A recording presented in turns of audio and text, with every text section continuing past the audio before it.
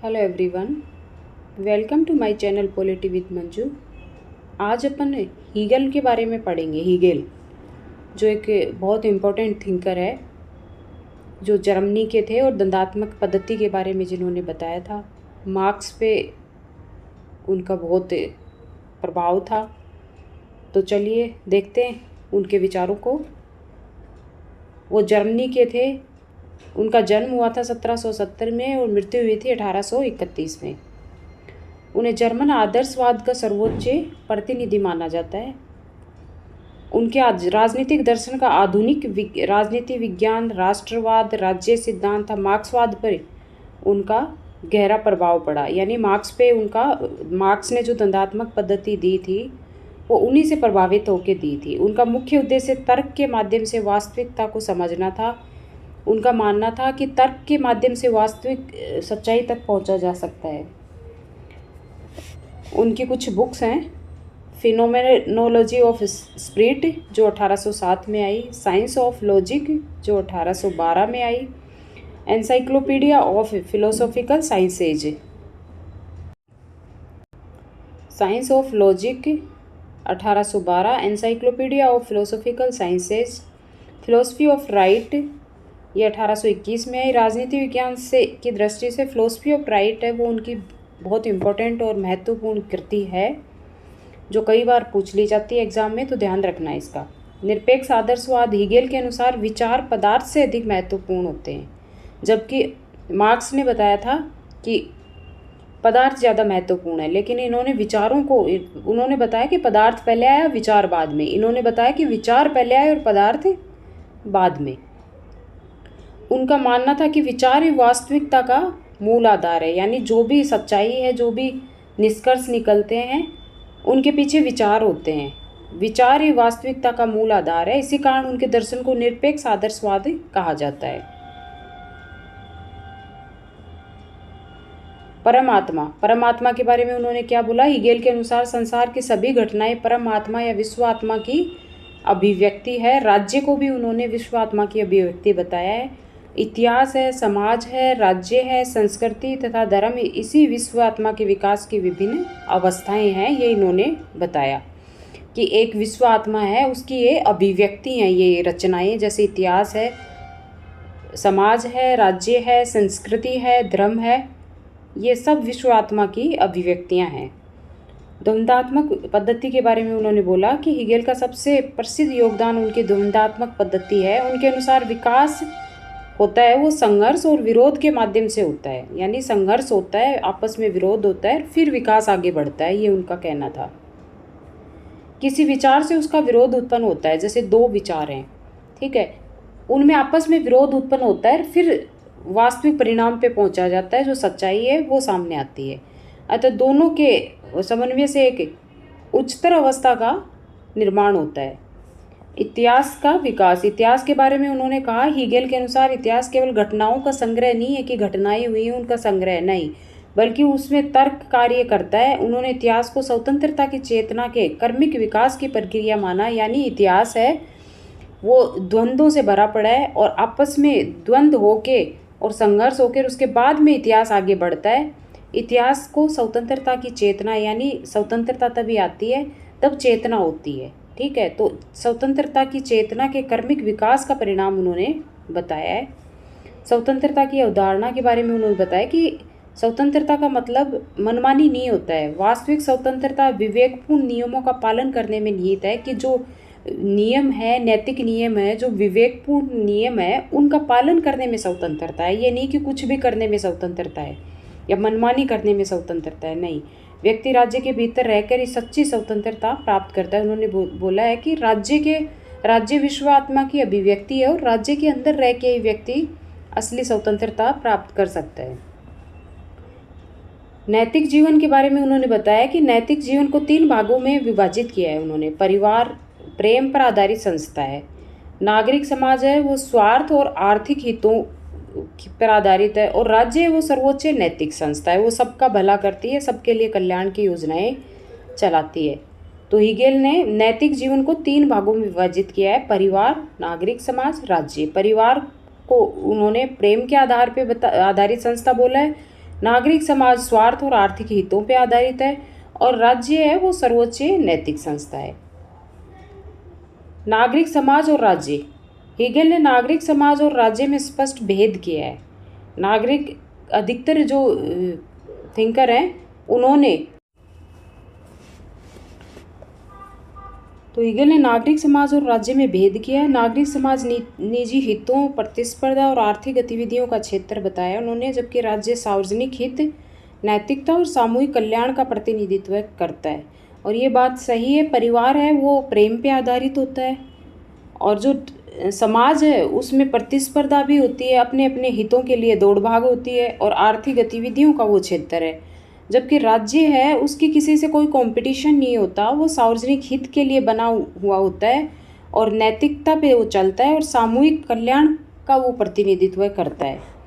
राज्य का सिद्धांत में उन्होंने बोला है कि राज्य एक साधारण संस्था नहीं है बल्कि सर्वोच्च नैतिक संस्था है। वो राज्य विवेक का मूर्त रूप है। मनुष्य ने उसको बनाया है और वो विवेक इन्होंने बोला है मनुष्य ने नहीं, विश्व आत्मा की अभिव्यक्ति है। उन्होंने राज्य को विश्व आत्मा की अभिव्यक्ति बताया। वो विवेक का मूर्त रूप है तथा सामान्य इच्छा का वह प्रतिनिधित्व करता है, यानी सबका कल्याण और सबकी भलाई के लिए वो सोचता है।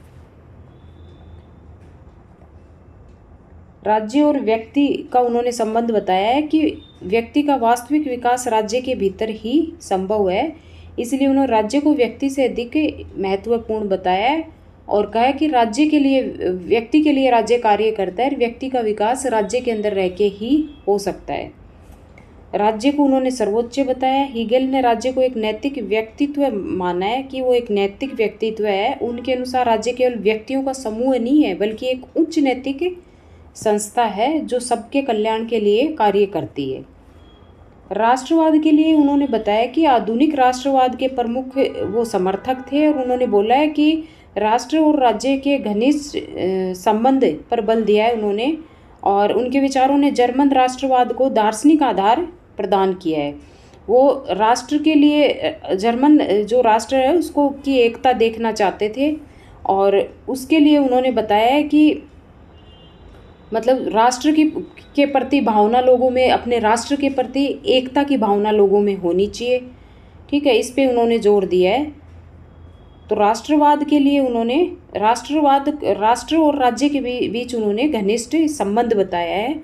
वो अलग अलग नहीं है बल्कि राष्ट्रवाद की भावना व्यक्तियों में होनी चाहिए और इसी से राष्ट्र मजबूत होगा। इसीलिए उन्होंने जर्मनी के राष्ट्रवाद के लिए जोर दिया था।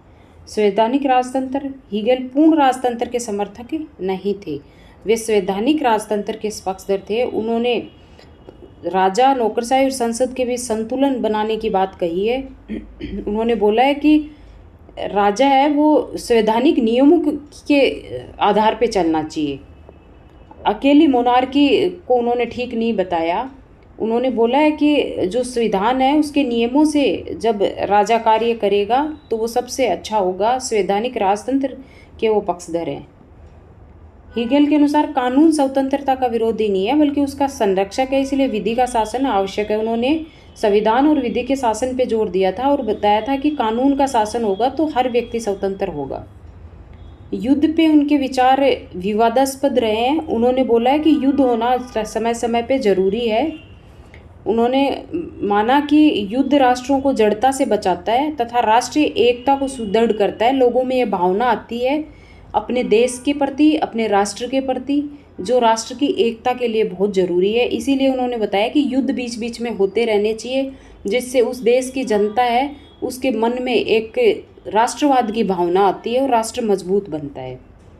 अंतर्राष्ट्रीय कानून के लिए उन्होंने बोला है कि हीगेल राज्य को सर्वोच्च मानते हैं, इसलिए उन्होंने अंतर्राष्ट्रीय कानून को सीमित महत्व दिया है और राज्य की इच्छा को अंतिम माना है। उन्होंने अपने राष्ट्र को, अपने राज्य को महत्वपूर्ण माना है और अंतर्राष्ट्रीय कानून को उन्होंने सीमित महत्व दिया है। अब हीगेल का मार्क्स पे बहुत प्रभाव पड़ा है, तो देखते हैं मार्क्स ने क्या लिया हीगेल से।